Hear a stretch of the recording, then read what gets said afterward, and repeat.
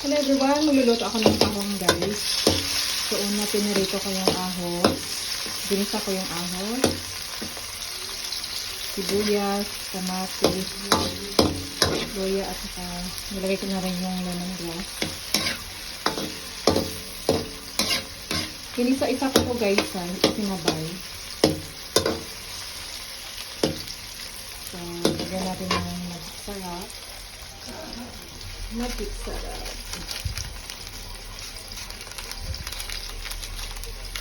Para masarap, magic sarap.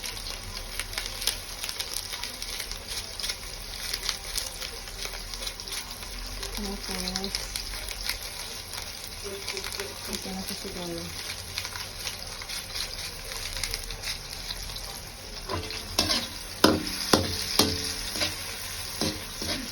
Ipalis mo ng konti yung kamatis. Gisa mo ng konti.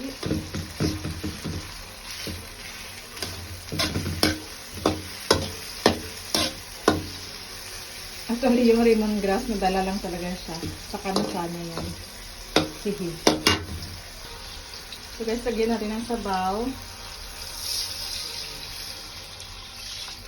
Huwag na natin lagyan ng asin kasi pagtahong kasi, dami kong mantika. Pagtahong kasi guys, maalat na siya kasi galing siya ng dagat. So, ipa-boiled. Pag maka-boiled na siya, saka natin ilagay yung tahong. Napadami ko yung mantika.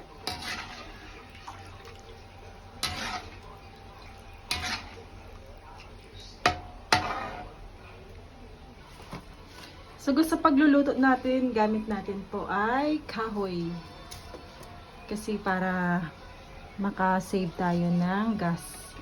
So, mag-gas lang tayo, mag-gas lang tayo guys pag emergency, like yung sa umaga, no? Para hindi ma-late. At saka yung mga pagkain na lulutuin na mabilis lang. Yung hindi lagain. Tulad dito, tubig, kailangan mo siya painitan o ipa-boiled mo talaga. So, kahoy yung ginamit ko.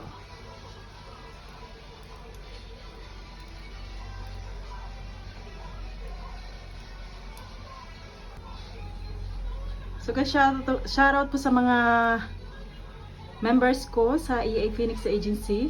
Charot! Shoutout po sa aking mga viewers, sa mga bagong followers.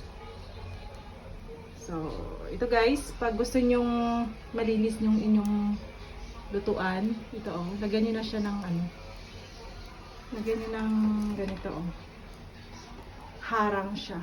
Para doon lang sa ilalim na banda yung maitim. So, ito yung Pilipinas culture. Isa yan sa mga Philippine culture na kahoy talaga yung ginagamit, which is sa pinaka-ninuno pa natin yan. Kasi nung unang panahon, charot, we're talking about history. Yung ating wala po kasing gas stove noon, no? Wala pang mga burner, wala pang gas stove. Na-discover lang niya siya lately. Pero hanggang ngayon, dala-dala pa rin natin yung paggamit ng kahoy sa pagluluto. Or uling, no? Mayroon din tayong uling na tinatawag. So, pag magluto ng uling dito to.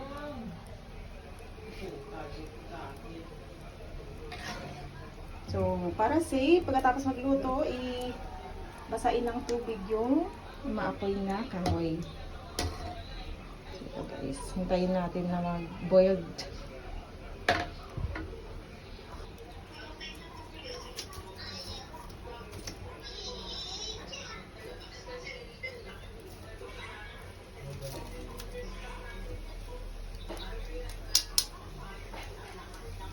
So, nag-boiled na siya.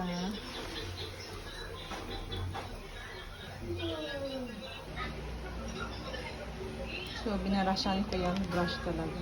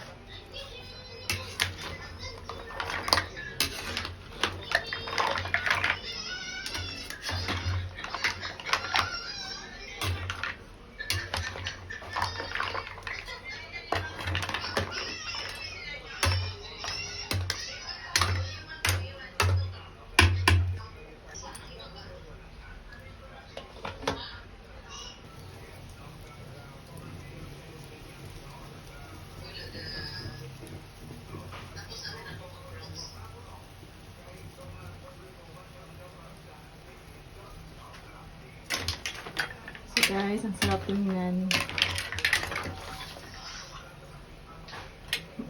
Nilagyan ko ng sabaw kasi mahilig sila sa sabaw.